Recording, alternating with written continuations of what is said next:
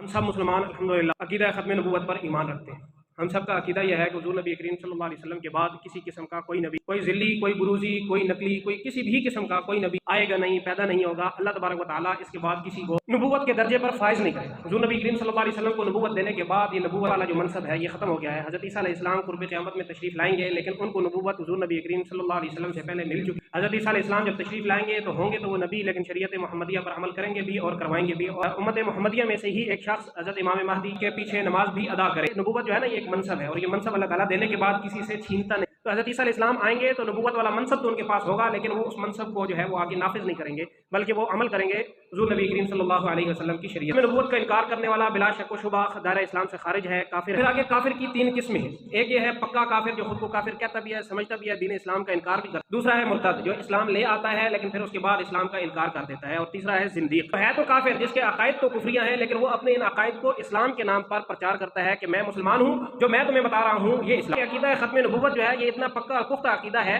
کہ جتنے لوگ بھی اس عقیدے کا انکار کرتے ہیں وہ کبھی ختم نبوت کے انکار کے نام سے نہیں کرتے، بلکہ وہ کسی اور نام سے کبھی وہ کہتے ہیں کہ یہ ہمارا عقیدہ جو ہے یہ عقیدہ امامت ہے۔ وہ اپنے اماموں میں حضور نبی کریم صلی اللہ علیہ وسلم والی صفات، نبیوں والی صفات کہ اللہ تعالیٰ کی طرف سے وہی آنا، حلال کو حرام، حرام کو حلال جاننا۔ کبھی وہ کہتے ہیں کہ جی یہ جو نبی ہے یہ حضور نبی کریم صلی اللہ علیہ وسلم کی مہر سے نبی بنا ہے، یا آپ صلی اللہ علیہ وسلم کا عکس ہے، یہ کوئی ذلی نبی ہے، یہ کوئی آپ صلی اللہ علیہ وسلم کا سایہ ہے۔ تو یہ ساری باتیں صرف اور صرف دھوکہ دینے کے لیے ہیں۔ ہمارا پکا اور پختہ عقیدہ قرآن کریم کی آیات اور احادیث مبارکہ کی روشنی میں یہ ہے کہ ما کان محمد ابا احد من رجالکم ولکن رسول اللہ وخاتم النبیین، آپ صلی اللہ علیہ وسلم کے بعد کسی قسم کا کوئی نبی نہیں آئے گا، یہ کی تعریف ہے۔ لیکن پھر قادیانی یا جو بھی ختم نبوت کا منکر ہے وہ ہو سکتا ہے یہ دھوکہ دینے کی کوشش کرے کہ آئیں گے تو حضرت عیسیٰ علیہ السلام۔ تو ہم نے اس تاریخ کو یاد رکھنا ہے کہ حضور نبی کریم صلی اللہ علیہ وسلم کے بعد اللہ تبارک و تعالیٰ کسی کو بھی اس نبوت والے منصب پر فائز نہیں کرے گا۔ نبی جو بننے تھے وہ حضور نبی کریم صلی اللہ علیہ وسلم سے پہلے بن گئے، اب آپ صلی اللہ علیہ وسلم کے بعد کوئی نبی نیا بنے گا نہیں، کسی کو منصب نبوت پر فائز کیا نہیں جائے گا۔ ایک عالم سے پوچھا گیا خاتم النبیین کا معنی کیا ہے، تو انہوں نے کہا کہ خاتم النبیین اس شخصیت کو کہتے ہیں کہ جس نے معراج کی رات بیت المقدس میں سارے 1,24,000 انبیاء کرام کی امامت کروائی ہے۔ بس اس کے بعد یہ صرف چونکہ حضور نبی کریم صلی اللہ علیہ وسلم پر صادق آتا ہے اور کسی پر صادق نہیں آتا۔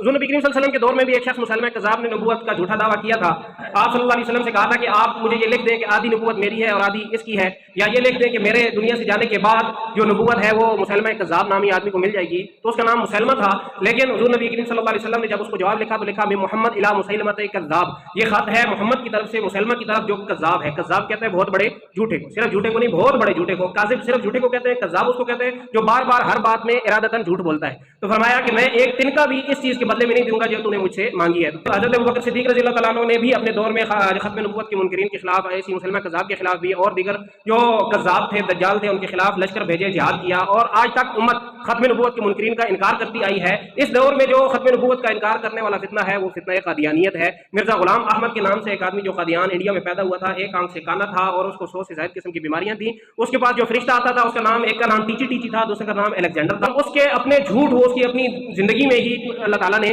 سب کے سامنے کھول کر رکھ دیے تھے۔ پہلے وہ اٹھا، اس نے مناظر ہونے کا دعویٰ کیا کہ میں عیسائیوں کے ساتھ مناظرہ کرتا ہوں، پھر اس نے امامت کا دعویٰ کیا، پھر اس نے مجتہد ہونے کا دعویٰ کیا، پھر اس نے مہدی ہونے کا دعویٰ کیا، اور پھر بالآخر اس نے نبی ہونے کا دعویٰ کیا۔ نبی ہونے کے بعد اس نے خود خدا ہونے کا بھی دعویٰ کر دیا کہ خدا کا بیٹا ہونے کا بھی دعویٰ کر دیا۔ تو عیسیٰ ہونے کا دعویٰ کیا، حضرت نوح علیہ السلام پر اس نے کیچڑ اچھالے، تو وہ ایک شخص تھا۔ پھر اس کا انجام یہ ہوا کہ جب مرا دنیا سے گیا، جہنم واصل ہوا، تو اللہ تبارک و تعالیٰ نے اس کو باتھ روم میں اس کے اپنے پخانے پر پھسلوا کر اس کو موت دی تھا، اور اس کی جو لاش ہے اس کو اسی کے معتقدین نے پیروکار سے اتنی بدبو آئی کہ انہوں نے اس کو ڈنڈا ڈولی کر کے مال گاڑی چلتی ہے اس میں پھینکا، وہ ربوہ میں گئی جو اس وقت موجودہ چناب نگر ہے، تو پھر وہاں پر انہوں نے اس کو کور کیا۔ اس کو جنازے کو کندھا دینے کے لیے لوگ میسر نہیں تھے، اللہ تبارک و تعالیٰ نے ختم نبوت کے منکر کا یہ، پھر انہوں نے کرائے پر بندے منگوائے، ان بندوں نے پیسے لے کر اس کو اٹھا کے قبر میں پھینکا اور مٹی ڈال دی گئی۔ جب خوب اچھی طرح سے وہ بدبو چھپ گئی تو پھر یہ قادیانی آ گیا اور کہا یہ تو ہمارا نبی ہے۔ سب مسلمان واضح طور پر کہتے ہیں کہ ختم نبوت کا انکار کفر ہے، بلکہ امام ابو حنیفہ رحمۃ اللہ علیہ تو یہ بھی کہتے ہیں کہ ختم نبوت کا عقیدہ ایسا ہے کہ اس میں شک کرنا بھی کفر ہے۔ ایک آدمی نے عقیدہ ختم نبوت کا انکار کیا، حضور نبی کریم صلی اللہ علیہ وسلم کے خاتم النبیین ہونے کا انکار کیا، اور دوسرے نے اس سے دلیل مانگی کہ تم مجھے دلیل دو۔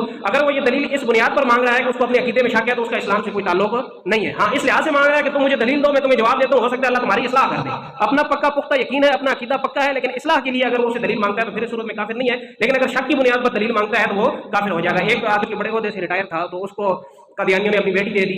اب ان کا طریقہ واردات یہ ہوتا ہے کہ یہ بچیوں کی شادیاں کرتے ہیں، پھر ایسے ایسے تبلیغ کرتے رہتے ہیں۔ تو جب ختم نبوت کے مجاہدین کو پتہ چلا تو انہوں نے اس آدمی سے رابطہ کیا، کہا کہ بھائی یہ تو ایسے آپ نے قادیانیوں کی بیٹی سے، تو نے کہا یہ آپ کا نہیں ہوا، دوسرا یہ آپ کے ساتھ کوئی نہ کوئی بات ایسی کریں گے جس سے آپ کا ایمان ضائع ہو جائے گا۔ تو اس نے کہا کہ جی مجھے تو اتنے سال ہو گئے، مثال 30 سال ہو گئے ہیں، ابھی تک انہوں نے میرے ساتھ اس بارے میں کوئی بات ہی کبھی نہیں کی، کبھی کوئی بات بھی نہیں کی. ان کا صرف ایک دفعہ ایسے ہوا تھا کہ اس قادیانی نے جو ہے مجھ سے سوال کیا تھا. مختلف عقیدوں کو گڑبڑ کرتے ہیں, تو عقیدہ ختم نبوت کی بات ہو رہی ہے تو حضرت عیسیٰ علیہ السلام والا عقیدہ لے آتے ہیں. تو حضرت عیسیٰ علیہ السلام اوپر ہیں اور حضور نبی کریم صلی اللہ علیہ وسلم کی قبر مبارک روزہ مبارک وہ زمین پر ہے, تو بتاؤ کہ عیسیٰ علیہ السلام تو حضور سے افضل ہو گئے. تو مجھے اس کا جواب نہیں آیا تھا, میں خاموش ہو گیا تھا. آج تک میں اس کا جواب سوچ رہا ہوں, لیکن اس کے بعد اس نے مجھ سے بات بھی نہیں کی اس بارے میں. تو ان بزرگوں نے اس کو کہا کہ بھائی وہ تمہارا ایمان لوٹ کر لے گیا. دیکھو تمہارا سر ہے, سر کے اوپر ٹوپی ہے, ٹوپی کے نیچے دماغ ہے.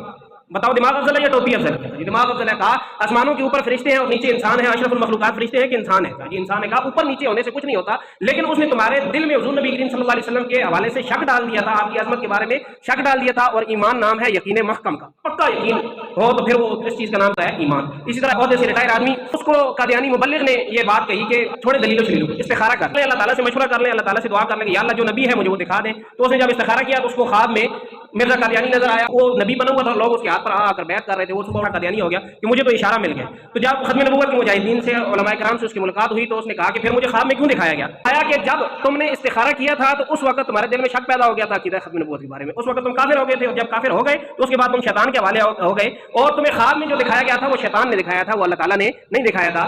تو اسی طرح یہ مختلف طریقوں سے ایمان پر ڈاکہ ڈالتے. آئین پاکستان کے اندر بھی قادیانیوں کو کئی دن کی بحث کے بعد کافر قرار دیا گیا ہے, لیکن مسئلہ ہمارا ان کے ساتھ اب کیا چل رہا ہے؟ کافر تو وہ قرار دے دیے جا چکے. یہ مسئلہ ہے کہ وہ اپنے عقائد کی جو تبلیغ کرتے ہیں وہ اسلام کے نام پر کرتے ہیں. وہ مسلمان نہیں کہتے ہیں ہم مسلمان ہیں, ان کا مذہب اسلام نہیں ہے, کہتے ہیں ہمارا مذہب اسلام ہے, اور پھر وہ تبلیغ جس بات کی کرتے ہیں وہ کس بات کی کرتے ہیں؟ اسلام کے نام سے. یہ ایک دھوکہ ہے. تو ایک کمپنی ہو نا کہیں پر, تو اس کے نام سے کوئی دوسری کمپنی 2 نمبر چیز بنا کے تو بیچنا شروع کر دے, تو آئین پاکستان میں یہ جرم ہے.